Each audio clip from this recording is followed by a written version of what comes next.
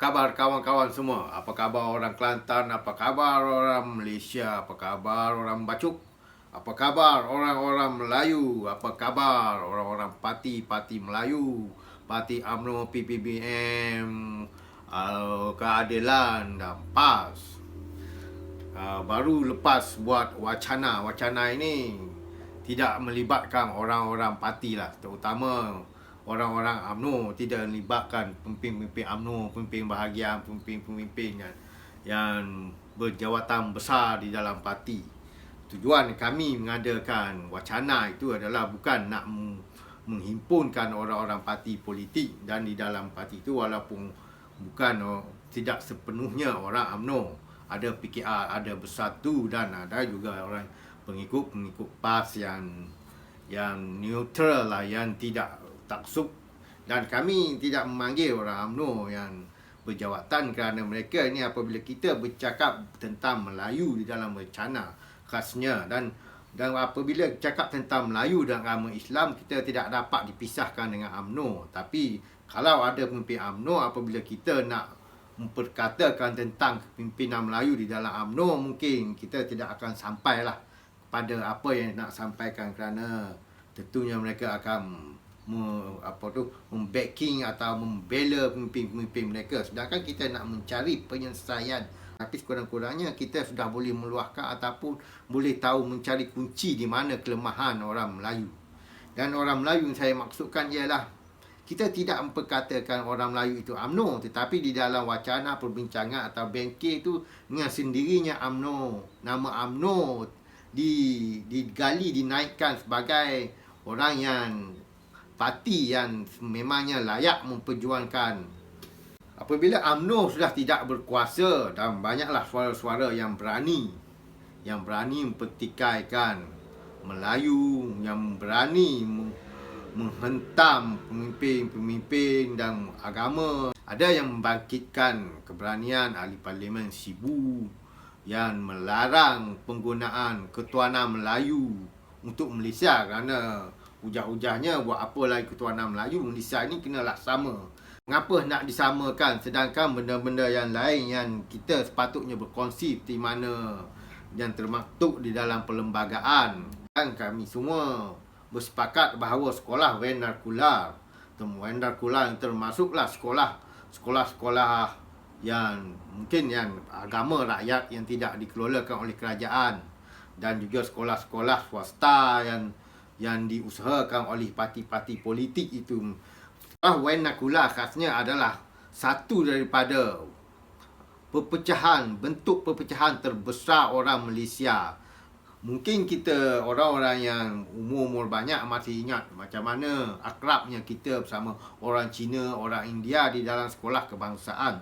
Tetapi apabila generasi yang kemudian, yang mana sekolah-sekolah Cina, India dibanyakkan ataupun dipermudahkan, ditambah baik, maka orang-orang Cina, India yang dulunya bersekolah di sekolah kebangsaan, akhirnya keluarga mereka menghantar ke sekolah-sekolah tersebut dengan alasan-alasan tertentu. Inilah dia perpecahan. Bayangkan, dari kecil kita dah dipisahkan dari sekolah. Jadi apabila dah masuk universiti, mereka pun memilih universiti yang sealiran dengan mereka dan keluar negara. Dan apabila pulang ke tanah air, mereka tak merasakan lagi tanah air ini adalah tanah air yang ada ketuanan Melayu, raja dan sultan mereka, dan mereka harus berkongsi dan menghormati orang Melayu. Benda ini tak akan terjadi kerana pendidikan yang pecah belah itu. Sebenarnya banyak yang diperbincangkan di dalam wacana itu, dan salah satunya adalah kekurangan atau kualiti kepimpinan di dalam UMNO sendiri. Kalau dulu UMNO semasa kegemilangannya, walaupun Mahathir itu banyak tipu helah dan daya liciknya, tapi kelebihannya adalah ia boleh menulis dan menghasilkan buku. Antaranya adalah buku Malay Dilemma, ataupun yang terakhir sekali Doctor in the House. Jadi melihat kepada kelebihan ini, orang UMNO sekarang siapa yang menghasilkan buku yang, kalau dibandingkan orang PAS misalnya, Tok Guru Haji Aziz Nikmat dulu sentiasa menghasilkan buku-buku seperti buku-buku agama. Begitu juga dengan Haji Hadi. Dan melalui buku-buku ini, orang boleh melihat pandangannya ataupun ideanya. Dia mengatakan di dalam UMNO sekarang ini adalah trend memilih pemimpin dan pengikut yang bodoh. Saya pun terpegun. Macam mana? Katanya orang yang bodoh akan menaikkan pemimpin yang bodoh untuk dapat membodoh ataupun dapat membodek apa-apa yang dia nak lah, projek lah, apalah. Katanya kalau yang pandai, yang cerdik tak boleh. Mereka cerdik, kita akan tak dapat. Jadi pemimpin juga berfikir macam mereka. Pemimpin kata kita mesti naikkan pengikut ataupun orang-orang kuat kita ataupun pengikut-pengikut kita di kalangan orang-orang yang tidak lebih cerdik daripada kita ataupun orang yang bodoh. Kerana orang yang bodoh ini mereka boleh tipu ataupun mereka boleh memperkotak-katikkan. Dan apabila saya melihat begini hujah daripada kawan saya itu, saya pun terfikir, wah, beginilah juga cara-cara orang PAS mempengaruhi undi-undi. Khasnya undi di Kelantan. Mereka tidak mahu rakyat jadi cerdik. Sebab apabila cerdik, sudah tentulah mereka menakkan pemimpin yang cerdik. Sentiasa ada suara-suara yang inginkan kepimpinan UMNO ini ditukar.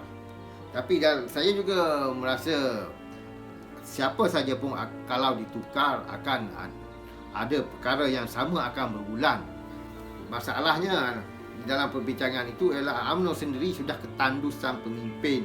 Dan kalau pemimpin-pemimpin yang tidak sabar, yang dipecat atau buang dan digantung, mereka lari ke parti lain.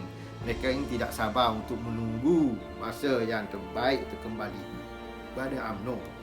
Jadi mereka kata begitulah juga di dalam UMNO. Kenapa nak pertahankan? Kenapa tak bagi laluan orang-orang yang muda, orang-orang yang berumur di dalam 40-an hingga 60-an ini yang menajui UMNO? Kenapa nak pertahankan lagi? Kalau pertahankan umur yang nak mati pun, mereka kalau ada duit yang banyak, kalau ada kawan yang ramai yang masih ada, kalau ada mereka ini berpengalaman untuk mempengaruhi undi di dalam pemilihan, sampai bila-bila pun UMNO akan tidak ada pemimpin yang segar yang boleh memimpin parti. Dan mereka, kalau mereka ini berjiwa besar dan ini merubah UMNO, mereka undur dengan sukarela demi parti. Sebab orang-orang muda nak melawan memang tak boleh lah. Susah nak menang orang muda ni. Terutamanya apatah lagi yang di cawangan, yang di bahagian itu masih ada orang-orang lama. Bila masuk orang muda, mereka akan kehilangan peluang itu. Dan hinggalah datang orang muda baru, mereka tersisih. Orang muda baru, mereka tersisih. Dan orang tua memperturunkan kepada orang tua pula. Dan sampai bila-bila pun UMNO tidak akan segar. Dan UMNO mungkin akan ditolak ke hingga pilihan raya yang seterusnya lah.